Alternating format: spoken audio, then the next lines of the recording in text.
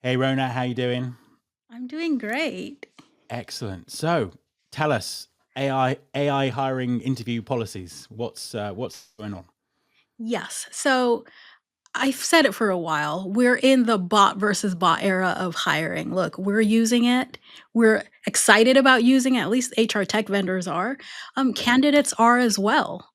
And there's a lot of talk about what's acceptable and what isn't. But the truth is, unless you spell it out and lay it out clearly, it's up to whoever, right? It's so there's very few, there's a lot of chatter online of what candidates are doing. Is it ethical? If it's unethical, all of that. But there's very little policies of what companies are expecting. I've actually only found, and this is after many searches and a lot of conversation, because I have an upcoming podcast episode about this. So after a lot of research, I only found that Greenhouse is one of the only organizations who has a clear guidelines, and it's on their careers website. It's like how you use AI. Most companies are saying, no, you can't use AI for interviews. No, you can't use AI for for your resume and things like that. And they're even going the step of disqualifying people who they find are using AI. But the thing is, you can't really disqualify candidates for using AI if you haven't told them what's acceptable. And simply saying don't use AI is not realistic in today's world. It really isn't. And also, why not go the step further and explain to candidates how you're using it? Because that transparency is also something that candidates want to know, and it's really going to differentiate you. So, like I said, I've been obsessing about this topic. I'm so excited for that podcast episode that's coming out about it. And we're talking about both the ethical and unethical ways that candidates are using um, AI for their interviews. I loved how Greenhouse took the stance, and this is me summarizing their policy. Like, look, we know you guys are using it. We're using it too. You can use it for prepping. Amazing. We love that. Don't use it to feed you questions or answers to interview questions live. Mm. Great. If they catch someone doing that, they can, in all their right, say, you're disqualified because we laid this out clearly. So that's kind of like I obviously I think at some point we're going to have conversations of what should these policies include and what should they not include. But I think right now the first step should be let's actually have a policy. So is it trending? Is it ending? I think it should and it must stick.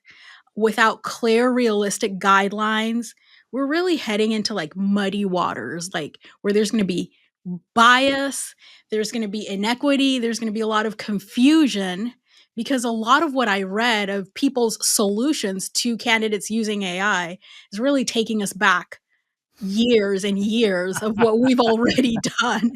So I'm interested to know in the chat, does your company have an AI use policy for candidates and what is it? And Matt, what do you think?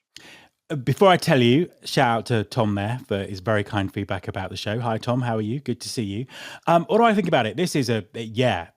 First of all, I think you are absolutely spot on. It's like, how do you disqualify someone for using something that it's not illegal to use? There is a huge debate about, ethics and all that kind of stuff. But if you're not very clear about what that means, then you're right. And I think it's interesting. So I think that's one part of it. I think the second part of it is, how do you know? And I say that because I've seen a couple of examples from academia, actually. Someone at a school who had an essay, refused because they were accused of using AI, and they hadn't. But because that particular school was looking for those kind of phrases that ChatGPT uses all the time, and that particular student had done an essay that was of a better quality than they normally did, so they presumed there was an assumption they were using AI. They weren't. And likewise, again, I was reading about someone writing their master's dissertation, and someone used AI, didn't get caught, got the degree, felt felt bad about it. Someone didn't, and then was accused of doing it. So I think there's a bit about, well, how do we know? And then I think there's the bit about this whole definition. It's like, is this cheating? Is this not cheating? Where do we draw the line? Is um, getting someone to feed you the answers to interview questions that are not your, things you don't know about. That feels like cheating, but I think people will have different views on this. It's a bit of a minefield, isn't it? Yeah, it really is. And I that's why I think it's really, you have to be clear about it. But you bring up a great point. Like, how do you know if people are using it? Because a lot of what I've seen, the discussions online are like, well, it's easy to know if a candidate's reading these answers, they'll sound robotic. But then what about neurodiverse candidates who Absolutely, yeah. speak in a way that you might perceive as robotic, but that's just how they speak?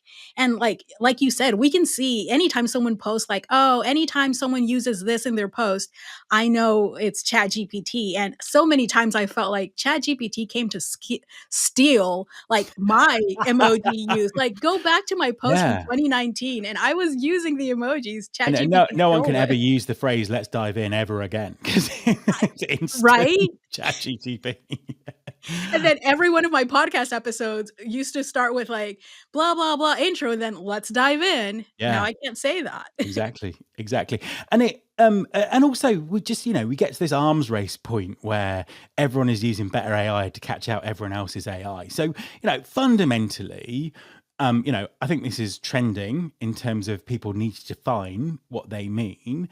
But I think it's also ending because we just need to rethink recruitment in terms of how do we actually assess people in a way that's appropriate for the job that they're going to do. And I think that's a fundamental thing. There are cultural norms and overstories about recruitment and how recruitment works, and this challenges that, and that makes this a kind of a really big deal. But do you think that's ultimately the answer to this?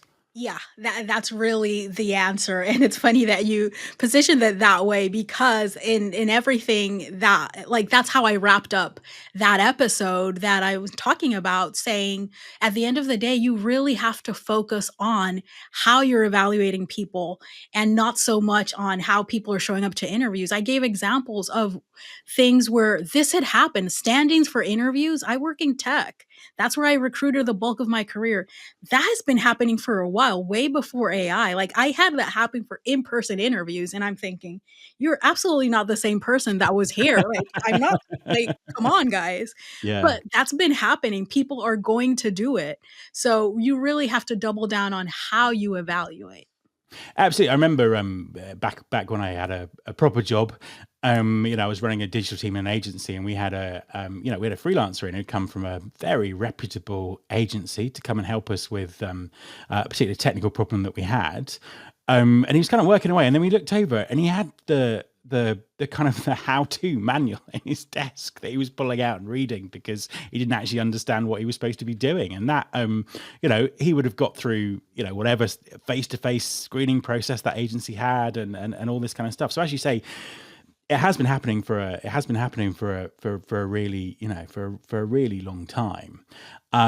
And yeah, I suppose it's just I think going back to that point about defining this, I know that certain graduate recruiters, college recruiters in the UK kind of came out and said, we ban you from using AI in the application. It's like, what does that mean? I'm using a spell checker that's got AI Exactly. in it. I'm using this that's got an AI in it. What does that what does that do? And I think it's probably moving the mindset away from AI writes stuff for you to AI can help you do really complicated tasks very quickly, and get a better outcome, that really uses your skills to do that, isn't it? Yeah, and that's always been my approach, especially working with technical hiring managers and stuff. It's like, okay, so what? They Googled the answer. Is that so wrong? Their ability to find the answer is really what you should be evaluating, not do they have the answers? Because especially in technical fields, things change so quickly that it's impossible to know all of the answers or what's going to be happening. Like, what you know today is outdated tomorrow. So the core competency of knowing how to find answers and using resources, that's what you should be evaluating. And I think that applies Yeah. to every type of job. Yeah, I couldn't agree with you more. And it's interesting that There was a sort of case in point with a big retailer in the UK earlier in the year, that went out and said, you know what, we're going to give everyone the interview questions in advance because we think that's good from a neurodiversity perspective, et cetera, et cetera. And there was this huge kind of media, it became this big media story as this, what are they? This is incredible. This is ridiculous.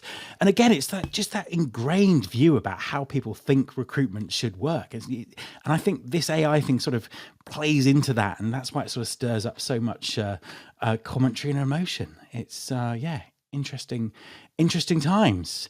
Rhona, thank you very much. As again, another interesting topic. So I'm going to say trending, but hopefully ending. I like That's my that. kind of view. Thank you very much. Thank you.